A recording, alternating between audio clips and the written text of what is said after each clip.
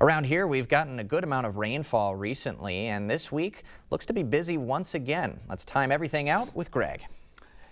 Yeah, the good news is we're not expecting any type of really widespread severe event throughout the week with the periods of showers and thunderstorms that we're going to get. Unfortunately, we are not going to get a lot of it more in the dry breaks. We just don't have 2 days in a row where we're going to be completely dry or your chances are pretty much zero. But with all this water, we have seen a little bit of river issues. Most of the other rivers have come up to action stage. The Mississippi eventually will, but that's well below minor flood. Black River Falls right now, there is a flood warning for them because they are in minor flood stage. Actually, it should peak here about 49.5 tonight, and then it's going to slowly fall.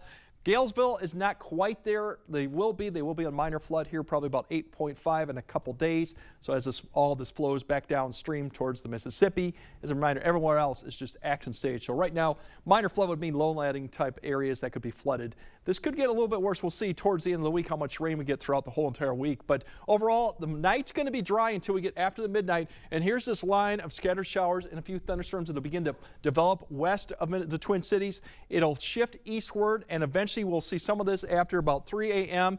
We could see a line of thunderstorms developing at some point, especially further south and east you go. That's where I think you'll see more of the thunderstorm probability right there. As we go through about 6 a.m., the morning commute does look wet for some areas, especially across southward.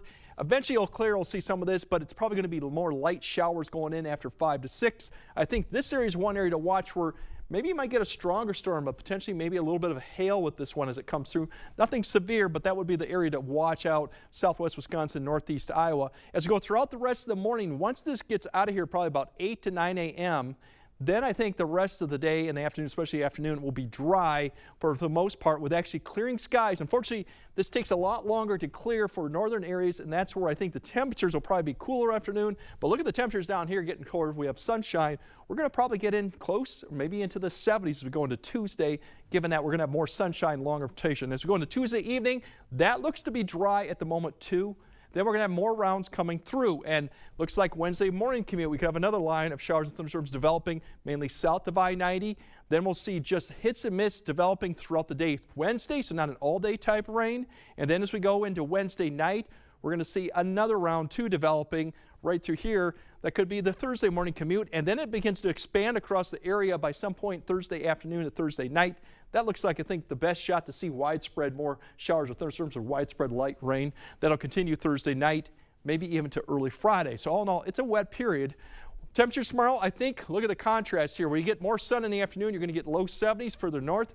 Upper 50s because the cloud cover just lingers with that front nearby pretty much through the early parts of the afternoon. Then as we go through Wednesday, more sun, upper 60s, low 70s. This will really depend on how much cloud cover we have. Thursday, similar story, maybe a degree or two cooler, given that we'll have more cloud cover, but still above average. The cooler conditions come as we go into Friday behind it. Now, precipitation-wise, we could pick up, as it shows up here in a second, we could pick up maybe an inch, inch and a half, depending on location throughout this whole event. So another good soaker, and we'll be well above average. As mentioned, we're going to cool off Friday behind everything, and then we dry out for the weekend. For the most part, the weekend looks pretty seasonable and dry, with the next opportunity for rain coming Sunday night through Tuesday, and that could be another interesting scenario there too. So it's an active period, continues.